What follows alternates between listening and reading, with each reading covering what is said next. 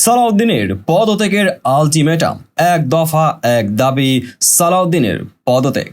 ছাত্র জনতার গণ অভ্যুত্থানের মুখে বাংলাদেশের প্রধানমন্ত্রীর পদ থেকেই পদত্যাগ করে দেশ ছেড়ে পালিয়ে গেছেন শেখ হাসিনা। আপাতত তিনি ভারতে অবস্থান করছেন বলে জানা গেছে। এদিকে দীর্ঘদিন ক্ষমতায় থাকা আওয়ামী লীগ সরকারের পতনের পর এবার বাংলাদেশ ফুটবল ফেডারেশনের সভাপতি কাজী সালাউদ্দিনের পদত্যাগ চাইলেন দেশের একটি ফুটবল সমর্থক গোষ্ঠী।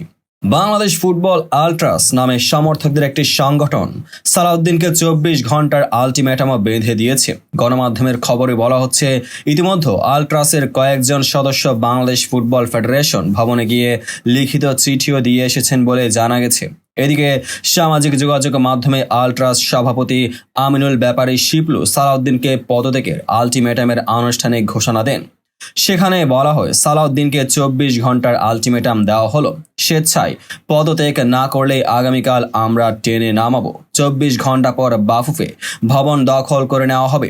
সংগঠনটি এক দফা দাবি ঘোষণা করে বলছে, বাফুফের বর্তমান সভাপতি কাজী মোহাম্মদ সালাউদ্দিন দীর্ঘ ১৬ বছর দায়িত্ব পালন করলেও দেশের ফুটবল উন্নয়নে তার ভূমিকা সকলের কাছেই প্রশ্নবিদ্ধ। দেশের ফুটবলে তার উন্নয়নের ছাপ নেই। অন্যদিকে তার সভাপতি থাকাকালীন সময়ে ফিফার তদন্তে দোষী সাব্যস্ত হয়ে জরিমানার কবলে পড়েছেন বাফুফের জ্যেষ্ঠ সহ সভাপতি আব্দুস সালাম মুর্শেদি, যা দেশের ফুটবলের ভাবমূর্তি ক্ষুণ্ণ করেছে। এদিকে আল্ট্রাসের এই ঘোষণার মিশ্র প্রতিক্রিয়া হয়েছে, যেখানে একজন সমর্থক এই উদ্যোগ থেকে বিরত থাকতে বলে ফিফার নিষেধাজ্ঞা আসার শঙ্কার কথা জানিয়ে তুফাজ্জল হোসেন তানভীর নামে এক সমর্থক লিখেছেন, এটা কোনো দরকার নেই। এর ফলে ফিফা আমাদের ফুটবলকে নিষিদ্ধ করে দিতে পারে। কয়েক মাসের মধ্যেই বাফুফে সভাপতির মেয়াদ শেষ হবে। এরপর নির্বাচনের মাধ্যমে নতুন কমিটি দায়িত্ব নিবে। তাছাড়া আমরা হামজা চৌধুরীকে জাতীয় দলে পাওয়ার খুব কাছাকাছি পৌঁছে গেছি। যদি বাফুফে এখন ব্যান্ড হয়, সেটা আমাদের ফুটবলের জন্য ভালো হবে না।